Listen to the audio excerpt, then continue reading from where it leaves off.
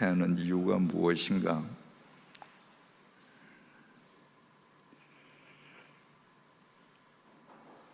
뻔하고 무미건조하고 형식적인 설교입니다. 여러분, 지금 옛날에 김진규, 김승호, 허장강 이런 배우 있을 때 우리나라 배우가 아시아 영화제에서 조연상만 타도 일간지 일면에 대서특필이 됐습니다. 감독상 이런 거 꿈도 못 꿨죠. 각본상 이런 거 꿈도 못 꿨습니다. 지금 어떻습니까? 우리나라 영화가 아카데미상 감독상 받지 않습니까? 우리나라 드라마가 넷플릭스에서 세계 1등 하지 않습니까? 그만큼 세상은 업그레이드 됐습니다. 표현하는 방법도 전달하는 방법도 다 업그레이드 되었습니다. 설교는 그대로입니다. 옛날에는 볼 게 없고 들을 게 없으니까 모세가 지팡이를 내미니까 홍해가 갈라졌다, 이런 설교만 해도 시골에 천막 치면 사람들이 메어 터졌습니다. 평생 처음 들어보는 말이니까. 지금은 그렇지 않지 않습니까? 설교는 반드시 해석과 재해석과 적용의 단계가 있어야 합니다. 해석은 이 성경이 쓰여진 2000년 전에 이게 무슨 뜻이었는가? 2000년 전에 이것이 무슨 뜻이었는지를 알지 못하면 왜곡시킬 수 있는 것이죠. 재해석은 그렇다면 이 구절이 오늘날은 무슨 뜻인가? 적용은 그렇다면 어떻게 해야 되는가? 바울 서신 여러 곳에서 너희들은 서로 거룩하게 입맞춤으로 서로 문안하라, 이렇게 명령을 했습니다. 거룩하게 입맞춤으로 서로 문안하라. 우리는 성경대로 살아야 되잖아요. 말씀대로 살아야 되지 않습니까? 그래서 만약에 우리가 예배 끝나고 나서 그 구절을 읽고 우리 하나님 명령에 따라서 다 이제부터 거룩하게 입맞춤으로 인사하십시다, 이러면 큰일 나겠죠. 2000년 전에 그게 무슨 뜻이었는가? 2000년 전에 로마 제국은 철저한 계급 사회였습니다. 귀족이 있고 평민이 있고 노예가 있었습니다. 귀족의 인사법은 서로 입맞추는 거예요. 그런데 교회 공동체 안에 귀족이 들어왔을 때 귀족끼리는 서로 입맞추고 인사하는데 그 귀족들이 평민이나 노예를 보고는 인사 안 하는 거예요. 그래서 바울이 너희들 거룩하게 입맞춤으로 서로 문안하라는 것은 왜 노예한테 너희들 입 안 맞춰주니? 왜 평민한테 입 안 맞춰주니? 왜 귀족 니네들끼리만 입맞춤하니? 그리스도 안에서 너희들은 다 똑같아. 그러니까 모두 다 입맞춤으로 똑같이 인사해, 이 말이거든요. 그러면 오늘날 그것을 재해석한다고 하면 오늘날 인사법은 입맞춤이 아니고 악수법이죠. 여자들끼리는 목례 인사법이고, 그러면 예배당 안에서는 어떤 사람이든지 나하고 눈이 마주치는 사람은 모두 다 손잡아줘라. 부자 손은 잡아주는데 가난한 사람은 아예 외면한다. 옛날 2000년 전 귀족들이 예배당 안에서 노예 외면한 거하고 똑같은 거예요. 그럼 적용은 뭔가? 어떤 경우에도 사람 차별하면 안 된다. 차별이 있어서는 안 된다. 제가 80년대에 이제 오래돼서 잊어버렸는데 이틀인가 사흘인가 마포경찰서 유치장에 수감되었던 적이 있습니다. 수감되었던 첫날 밤에 새벽 3시쯤 되어서 유치장 철문이 철커덕 열리더니 청년 한 명이 들어왔습니다. 그럼 뭐 새벽 3시고 다 지금 곤히 자니까 또 다시 다 잤죠. 아침이 되니까 무슨 적결 처분받고 나가는 사람, 구치소로 가는 사람 다 없고 유치장 안에 그 청년하고 저하고 둘이만 남았습니다. 그래서 제가 이제 그 육개장을 시켜서 그 청년하고 먹으면서 청년은 왜 이렇게 들어왔냐 물었더니 그 청년 얘기인 적은 그 동네 어른들하고 이제 고스톱을 가끔 쳤다고 합니다.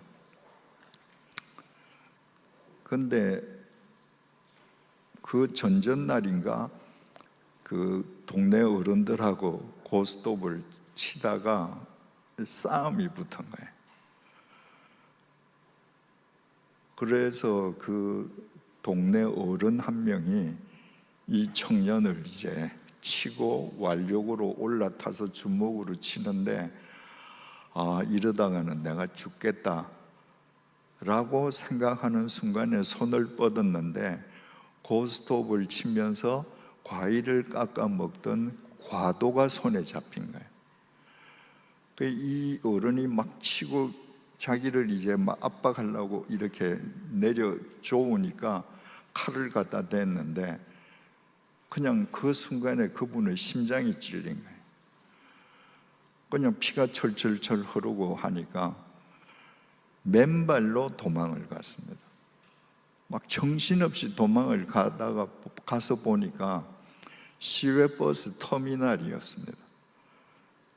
그래서 이제 첫 번째 출발하는 버스를 타고 가서 종착역에서 내리고 보니까 김제였습니다. 전라도 김제. 이 친구는 서울 마포구에 사는 친구인데 그 김제에 내려서 이제 신발을 사고 서울 아내한테 전화를 했습니다. 어떻게 됐냐? 그러니까 죽었냐? 죽었다. 그러니까 부인이 자수해라. 근데 난 안 한다. 그리고는 전화를 끊었습니다. 끊고는 하루 종일 김제에 있는 모든 약국을 다 다니면서 수면제를 샀습니다. 그러니까 충분히 죽을 수 있는 치사량 이상을 모아서 이제 저녁에 소주하고 이 수면제를 먹고 죽어야지 하고 거기 김제에 무슨 개울이 있나 봐요. 거기에 포장마차에서 소주를 먹는데 그날이 수요일이어서 교회 종소리가 들리는 거예요. 그때는 종을 칠 수 있을 때니까. 그게 이 청년이 내가 어릴 때는 교회 학교 다녔는데 내가 죽더라도 교회 가서 기도는 한번 하고 죽자. 그리고 그 종소리가 나는 교회를 찾아 들어갔습니다. 그때가 겨울이었는데요. 조그만 예배당 한 중간에 난로가 하나 이렇게 이제 피워져 있는데 이 청년이 가서 제일 뒷자리에 앉았습니다. 여러분 한번 상상을 해보셔요. 겨울에 조그만 예배당에 밀폐된 공간 속에 지금 난로불이 피는데 이 청년 코에서 나는 술 냄새가 온 예배당에 가득 차지 않겠습니까? 바로 이 청년 앞에 있던 여성 교인 한 명이 젊은 한 사람을 불렀습니다. 그 교회 이제 젊은 교역자인가 봐요.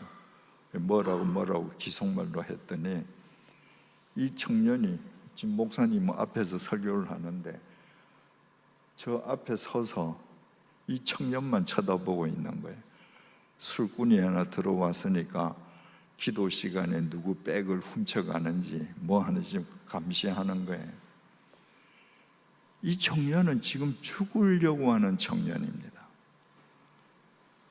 지금 자살하려는 청년이에요.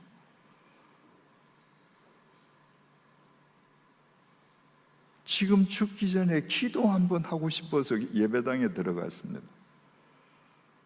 사람들이 앉아 있지 못하게 하는 거예요. 눈초리가. 그래서 나갔습니다.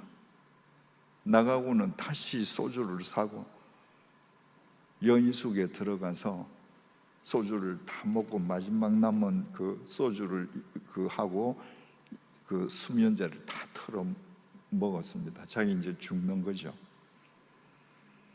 아침이 됐는데 눈이 떠지는 거예요. 자기는 수면제를 다 털어 먹는다고 먹었는데 소주를 먹고 얼마나 취했는지 한 알도 안 먹은 거예요.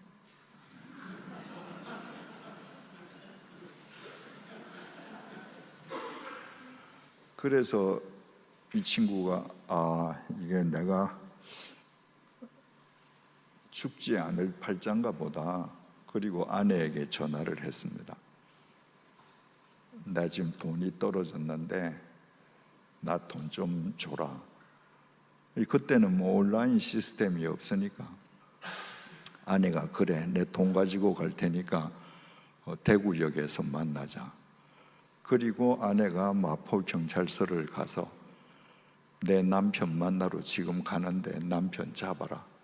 대신에 남편이 자수한 것으로 해줘라. 내가 자수하는 거다. 그래서 경찰이 가서 대구역에서 이 청년을 잡고 압송해서 이제 간단한 취조 다 끝내고 유치장에 넣은 게 제가 있던 유치장 새벽 3시였던 겁니다. 아침에 그 얘기를 듣고 그 다음 날인가 저는 나오게 돼서 제가 읽던 성경을 그 청년에게 줬습니다.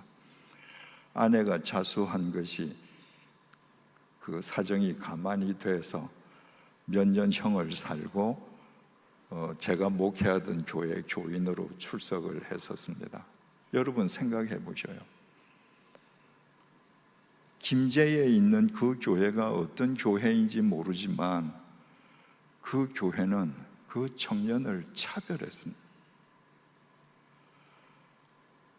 만약에 그날 그 청년이 정말 수면제를 입에 다 털어놓고 죽었더라면 하나님께서는 그 청년의 생명값을 그 교인들에게 물었을 것입니다.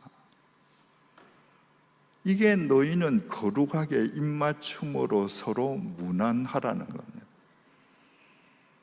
성경에 대한 통찰력, 시대에 대한 통찰력, 삶에 대한 통찰력을 가지면 너희는 서로 거룩하게 입맞춤으로 서로 무난하라.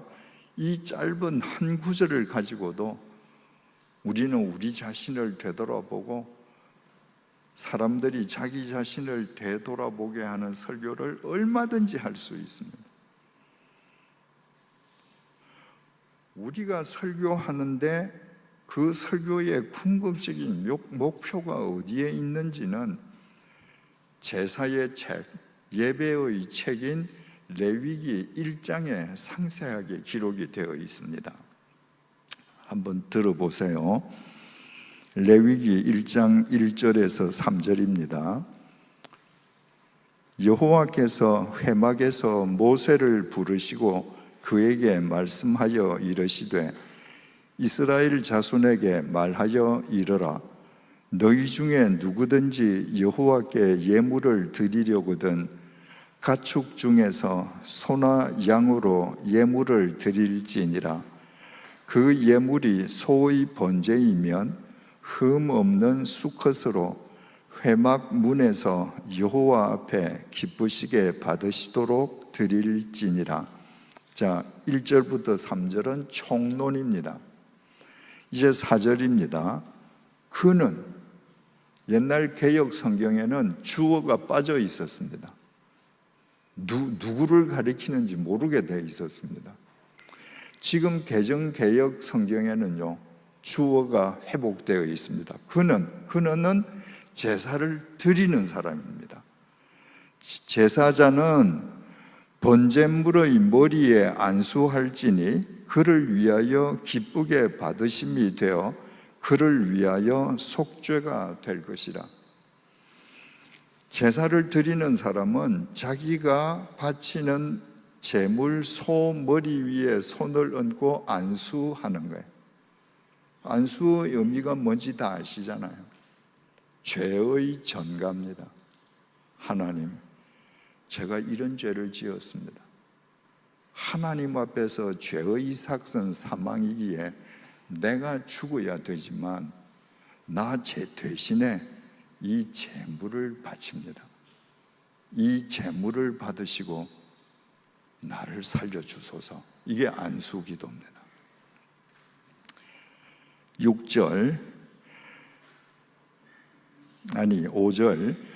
그는 제사자, 그는 여호와 앞에서 그 수송아지를 잡을 것이요. 여러분 지금까지 어떻게 생각하시고 계셨습니까? 번제를 드릴 때 제사 드리는 사람은 제물을 제사장에게만 맡기고 그저 구경만 하면 제물의 목을 치는 것부터 다 제사장이 한다고 생각하셨죠? 레위기 1장에는 그렇게 되어 있지 않습니다. 그는 5절 그는 여호와 앞에서 그 수송아지를 잡을 것이요, 목을 칠 것이요. 여러분 어떤 심정으로 제사자가 목을 치겠습니까? 하나님, 나 대신 이 제물의 목을 칩니다. 나를 받아주소서. 아론의 자손 제사장들은 그 피를 가져다가 회막 문 앞 제단 사방에 뿌릴 것이라. 제사 드리는 사람이 제물의 목을 치고 나면 제사장은 그 피를 받아다가 회막 문 앞 제단 사방에 뿌리는 역할을 합니다. 6절 그는 제사자지요. 제사를 드리는 사람은 또 그 번제물의 가죽을 벗기고 각을 뜰 것이요. 제사를 드리는 사람이 지금 방금 잡은 그 제물의 껍질을 칼로 벗겨내야 합니다. 그리고 예리한 칼로 각을 떠야 합니다. 그 각을 뜰 때 어떤 심정이겠습니까? 하나님, 내 영혼의 각을 떠서 하나님께 바칩니다. 받아주십시오. 7절 제사장 아론의 자손들은 제단 위에 불을 붙이고 불 위에 나무를 버려놓고, 제사장들은 이제 나무를 펼쳐놓고 그거를 불을 붙여요. 제물을 태워야 되니까.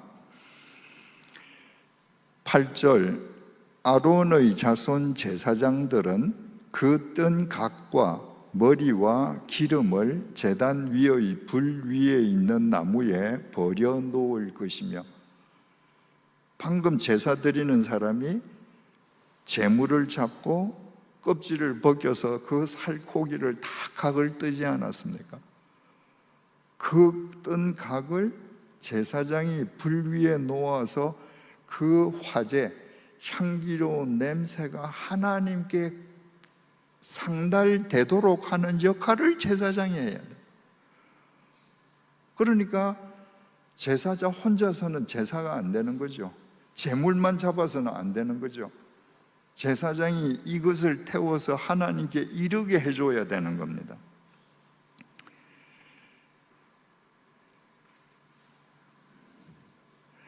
구절, 그는, 지금 우리 성경에는 구절에 그는 생략되어 있습니다. 그러나 히브리 원문에는 그는, 제사자는 이렇게 되어 있습니다. 그 내장과 정강이를 물로 씻을 것이요 제사장은 그 전부를 제단 위에 불살라 번제를 드릴지니 이는 화제라, 여호와께 향기로운 냄새라. 제사를 드리는 사람이 그 제물의 내장도 다 도려냅니다. 그리고는 그 내장 안에서 똥 같은 거 다 뽑아내고 그걸 깨끗하게 씻습니다. 그리고 제사장에게 줍니다. 그럼 제사장이 그것을 태워서 화제가 되게 해요. 그러면 그 제사자가 내장을 씻을 때 어떤 심정이겠습니까? 하나님, 제가 영혼의 각을 떴는데요, 지금은 제 5장 6부까지 주님께 드립니다. 이 제사를 받아주시고 이제는 정말 새 사람으로 살게 해 주십시오. 이런 의미예요. 그러면 이것을 오늘날은 제물을 바치지 않으니까, 우리가 말씀으로 예배를 드리니까 오늘날의 예배에 적용을 시키면 교인들이 영혼의 각을 뜨고 5장 6부까지 다 하나님 앞에 내어놓고 회개를 할 수 있게끔 목사는 설교로 도와야 해요. 그게 말씀입니다. 설교로 교인이 기복주의 신자가 되게 한다? 그건 죄악입니다. 설교로 교인을 목사의 사병으로 만든다? 범죄입니다. 설교는 교인들이 새로운 삶을 살 수 있게끔 그들이 영혼의 각을 뜨고 5장 6부를 내어서 회개하도록 끌어내는 힘입니다. 하나님께서 인간을 지으실 때 흙으로 만드시고 생기를 불어넣으셨습니다. 흙 플러스 생기죠. 이퀄 생명이 되었습니다. 그런데 인간이 범죄했습니다. 생명이 범죄함으로 하나님의 생기를 상실했습니다. 자, 생명에서 빼기 하나님의 생기하니까 뭐만 남아요? 흙이 남아요. 죄를 지은 인간은 흙입니다. 다 그럴듯하게 옷을 입고 풍채는 좋지만 하나님의 생기를 상실한 채 걸어가는, 움직이는 시체처럼 살아가는 인간들에게 하나님의 생기를 다시 회복시켜주는 것이 설교입니다. 그래서 그들이 생명이 되게 해주는 겁니다. 이런 설교는요, 하나님의 말씀을 알고자 하는 노력과 똑같이 인간을 알고자 하는 노력이 병행되어야 합니다. 목사님들이 인간을 알지 못합니다. 추석은 보고 성경은 보고 예화집 보고 하시는데 정작 인간을 모릅니다. 그러면 허공에 대한 공기의 진동으로 끝나버립니다. 여러분이 신방 가시지 않습니까? 신방 가시면 대개 그 집에 가서 덕담하고 성경구절 놓고 예배 한번 드리고 오십니다. 신방의 더 중요한 중요성은요, 우리 교회에 등록한 그분의 일생을 들어주는 데 있습니다. 1시간이고 2시간이고 들어주는 겁니다. 한 분의 이야기를 다 들었다, 인문학 책을 한 권 뗀 겁니다. 하나님께서는 이렇게도 역사하셨구나. 내 교회에 출석하는 교인들의 그 인생만 내가 다 듣고 이해하고 공감한다고 하면 인간에 대한 여러분들의 이해는 한없이 커집니다. 여러분, 이제 끝을 맺겠습니다. 지금 한국 기업은 세계 인류입니다. 참 우리 스스로가 믿기 어려울 정도로 한국 기업인들이 기적을 만들어냈습니다. 우리 다 아는 것처럼 한국 정치인들 사류 오류입니다.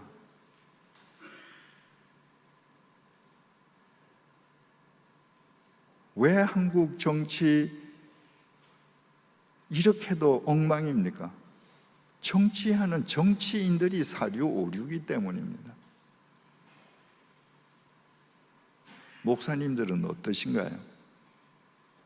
한국 교회 목사님들은 대한민국을 끌어가는 기업이 세계 인류인 것처럼 대한민국의 미래를 경작하고 새로운 시대를 이끌어낼 인류들입니까? 아니면 시대에 뒤떨어져도 한참 뒤떨어진 사류 오류입니까? 여러분, 우리의 희망은 우리 자신에게 있지 않습니다. 우리의 희망은 우리를 부르신 하나님에게만 있습니다. 여러분, 가짜가 판을 칠수록요, 사람들은 진짜를 더 잘 알아봅니다. 한 사람이라도 나를 부르신 하나님에 대한 철저한 소명의식 속에서 비성경적이고 비개혁적이고 시대에 뒤떨어지고 비합리적인 모든 제도를 혁파하는 사람이 되면 그를 통해서 새로운 시대의 물꼬가 터집니다. 오늘 이 시간이 여러분들에게 그런 귀한 시간이 되기를 소망합니다. 혹시 질문 있으시면 질문하시면 제가 아는 만큼 답변 드리도록